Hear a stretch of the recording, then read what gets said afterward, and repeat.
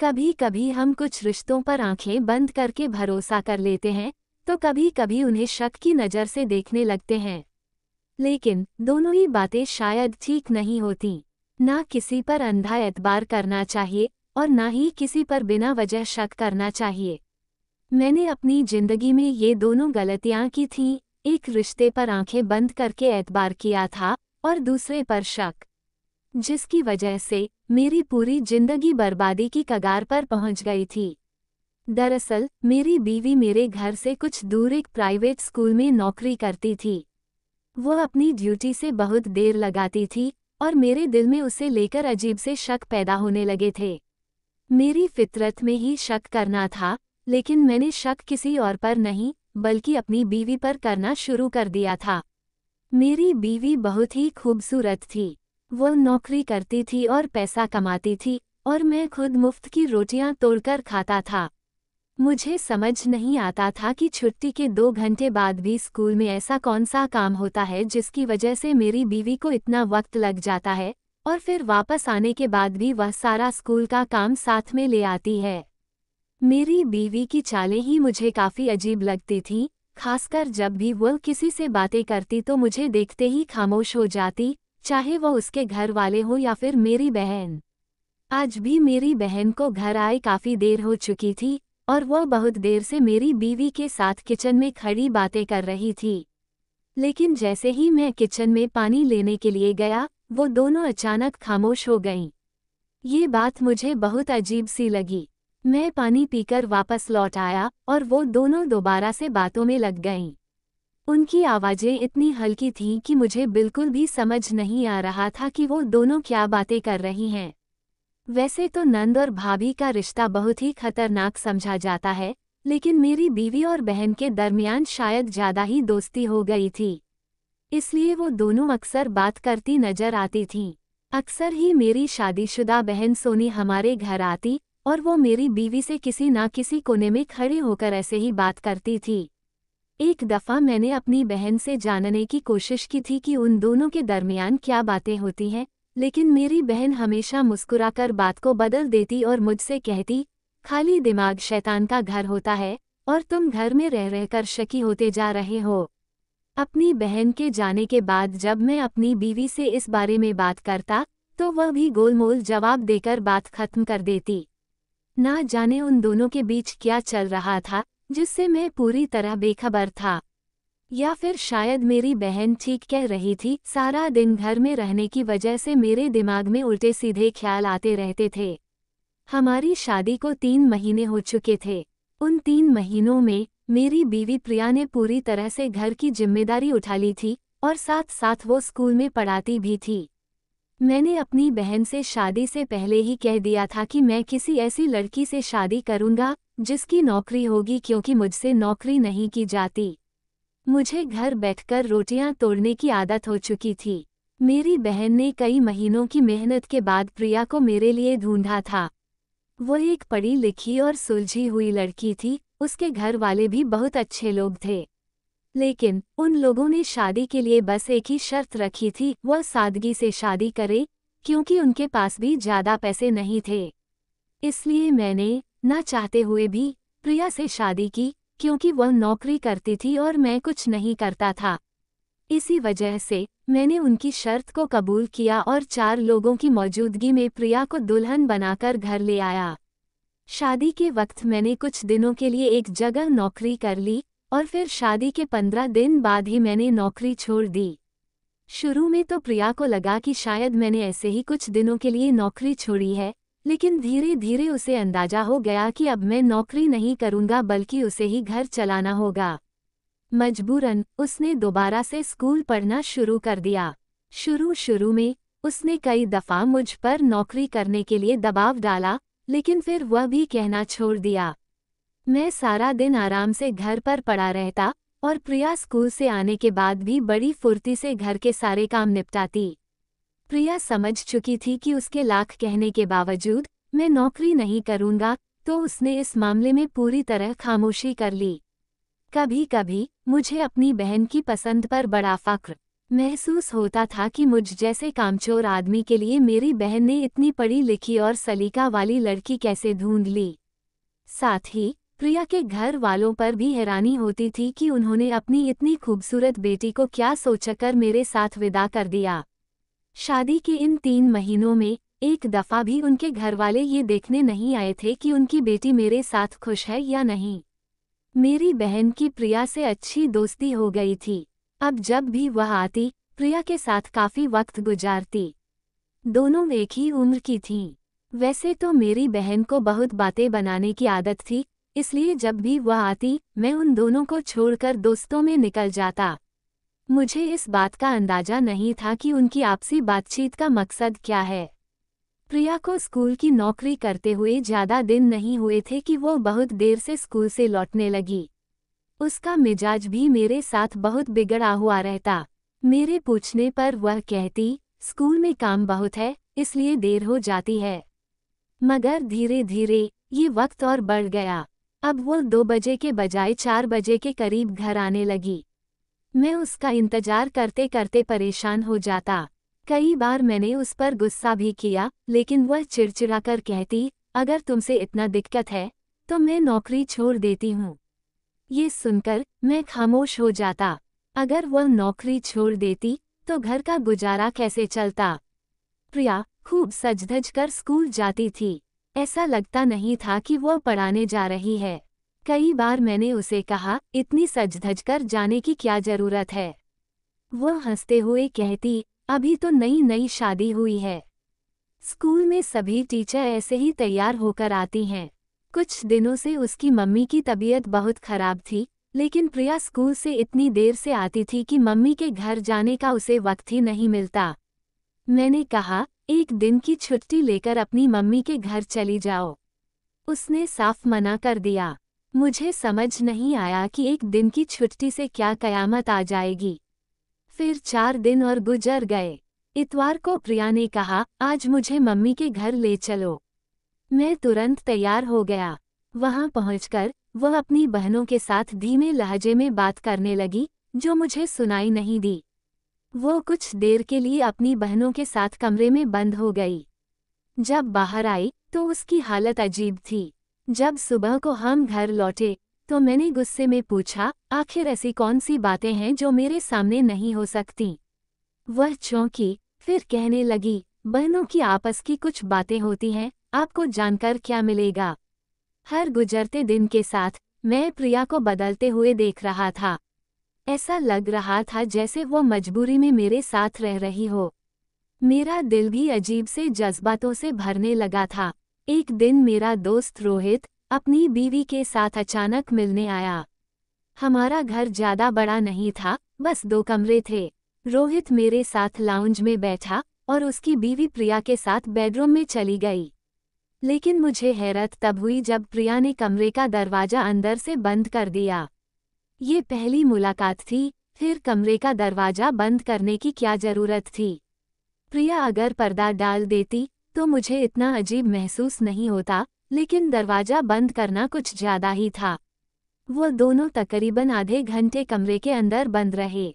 जब वे बाहर निकले तो दोनों के चेहरे पर अजीब सी बातें दिख रही थी। फिर दोनों किचन में जाकर खाने पीने का इंतजाम करने लगी।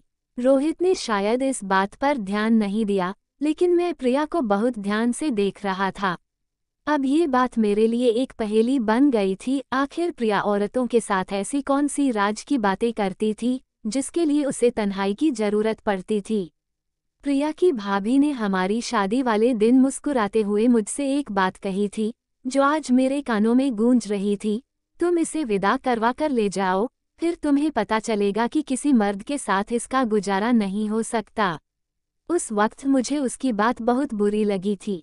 मेरी बहन ने ये कहकर मुझे खामोश कर दिया था कि प्रिया और उसकी भाभी के आपस के ताल्लुकात अच्छे नहीं हैं, इसलिए वो इस तरह की बातें करके झगड़ा खड़ा करना चाहती थी।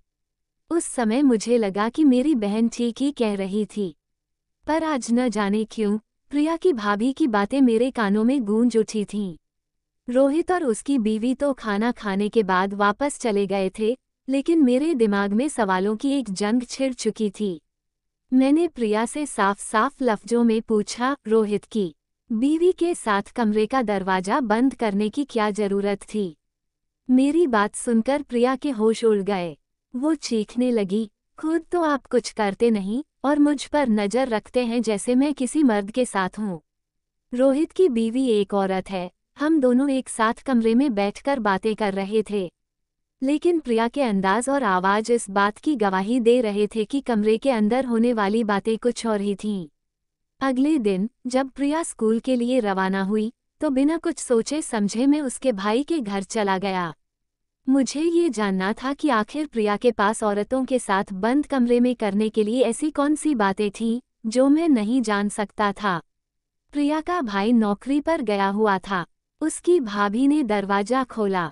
मुझे देखकर वह हैरान तो हुई, लेकिन फिर उसने मुझे ड्राइंग रूम में बैठा दिया। मैं यहाँ तक तो आ गया था, लेकिन अब समझ नहीं आ रहा था कि कैसे सवाल करूं। मुझे असमंजस में देखकर प्रिया की भाभी कहने लगी, जो कुछ भी पूछना है पूछिए।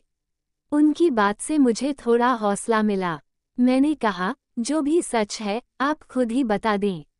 भाभी मुस्कुराए और कहने लगी, अगर मैं कुछ भी कहूंगी तो लगेगा कि मैंने अपनी नंद का घर उजाड़ा है। उनकी बातों ने मेरे शक को यकीन में बदल दिया था।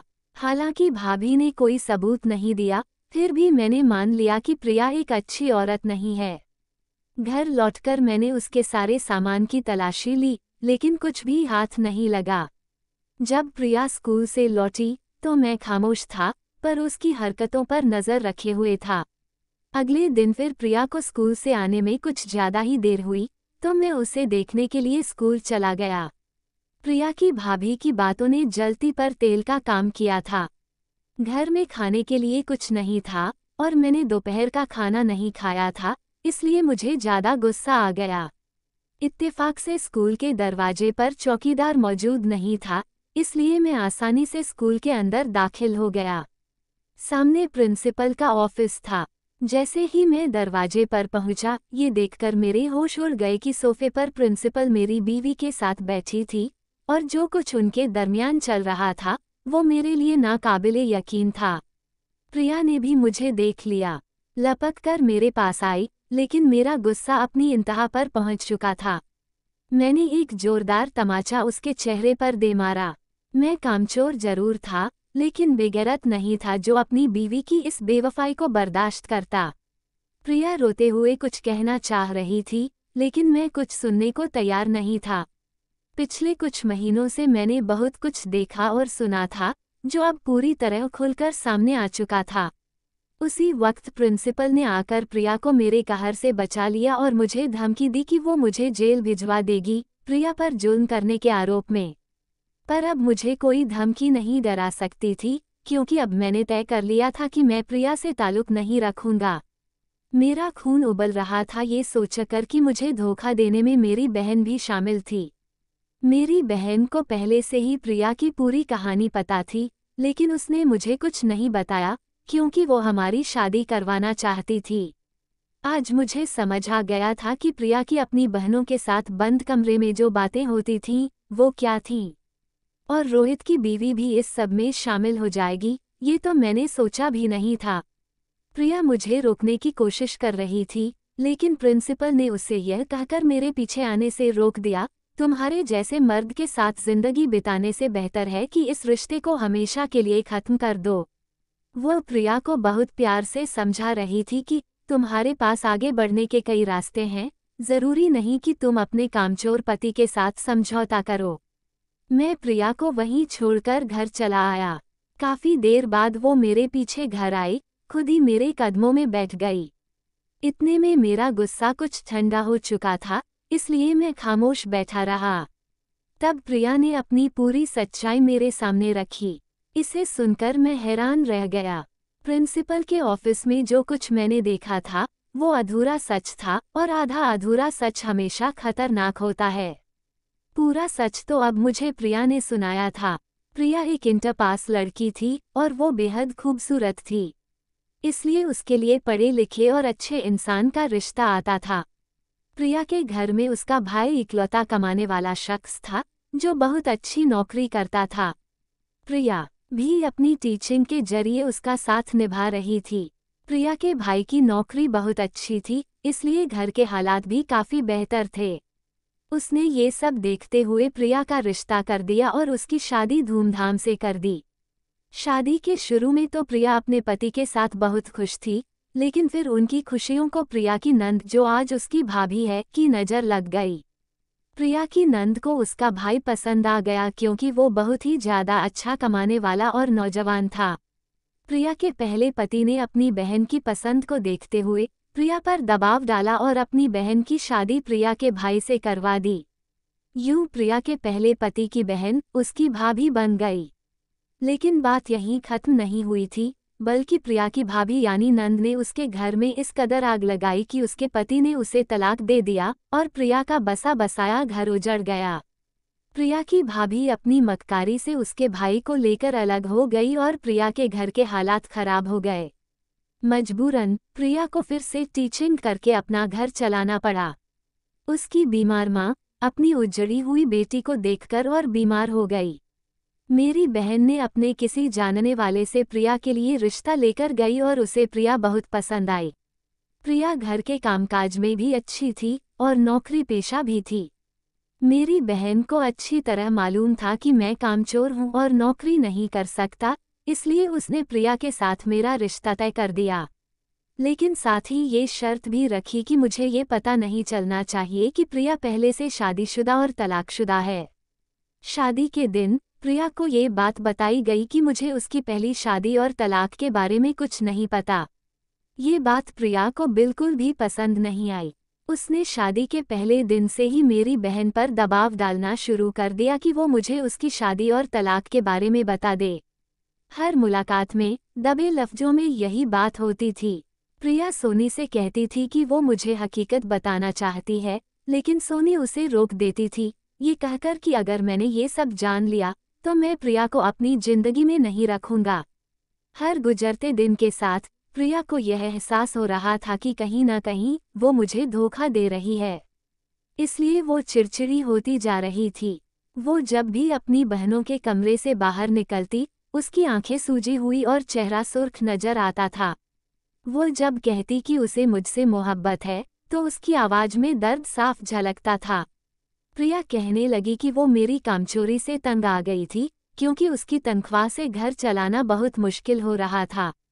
उसकी प्रिंसिपल उसके हालात जानती थी, इसलिए वो उसकी बहुत मदद करती थी, जिससे हमारे घर के हालात थोड़े बेहतर हो रहे थे। स्कूल की नौकरी के साथ घर संभालना बहुत मुश्किल काम था। प्रिया चाहती थी कि मैं भी उसके साथ नौकरी करूं। वो अक्सर प्रिंसिपल के साथ देर तक ऑफिस में बैठकर एक्स्ट्रा काम करती थी और उनकी मदद करवाती थी, क्योंकि प्रिंसिपल भी उसका बहुत ख्याल रखती थी। प्रिया की भाभी, जो उसकी पहली शादी तुड़वाने में भी शामिल थी, अब भी चैन से नहीं बैठी थी। वो चाहती थी कि प्रिया का घर फिर से उजड़ जाए, इसलिए जानबूझकर मेरे दिमाग में शक के बीज बोने के लिए ऐसी बातें करती थी। रोहित की बीवी भी प्रिया की एक पुरानी जानने वाली निकली। उसे भी प्रिया के तलाक के बारे में पता था, इसलिए प्रिया ने एक दिन कमरे का दरवाजा बंद करके उसे सख्ती से कहा कि वो उसकी शादी का जिक्र मेरे या अपने पति के सामने न करे।